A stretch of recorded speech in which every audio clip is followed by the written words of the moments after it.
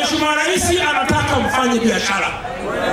Na ndio maana leo Mheshimiwa Waziri wetu wa viwanda na biashara aliunda kamati maalum ya kuangalia wageni wanaofanya biashara hapa kwetu na namna wageni wanaponufaika na kula hasara. Operation imeanza ili tuwaruhusu wafanya biashara wetu wapate faida kwenye ardhi yao. Hapa tulipo kuna vijana tunapohangaika kufanya biashara saa 24 wao wanahangaika kuwa vibaka. Nimeshazuia polisi kutumia bunduki kwa kibaka. Kibaka hana sifa yoyote ya jeshi la polisi kumdhibiti kwa bunduki. Kibaka ni mali yenu tu. Kibaka huyu mnamuita, mnamkalisha chini, mnamuonya, mnamwambia hatujaje kucheza hapa.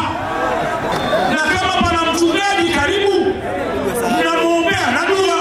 Na kama jina lake litabaki hivyo hivyo, mtakuwa mmeshindwa kazi. Jina lake litabadilika na kuwa jina la mchungaji alilompa. Uongo kweli jamani? Wao vijana wenzangu nisikilizeni. Hatuilei Dar es Salaam ile wezi. Wewe kijana unayejitokeza kuwa mwizi wa mali za watu,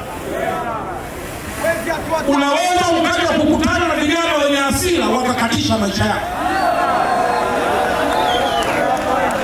Sisi tunahamasisha amani. Tunasema ukimkamata Kimaka muelimishe ili kesho asirudie. Hebu kuja ngumi namna hii, kuja ngumi namna hii. Hebu zungusha ngumi namna hii, zungusha. Zungusha tena. Sema amani. Amani. Sema sisi makamanda. Tunaitaka amani. Sisi makamanda. Tunataka biashara. Sisi makamanda. Tunataka Ubungo yetu. Hatuataki wewe. Hatuataki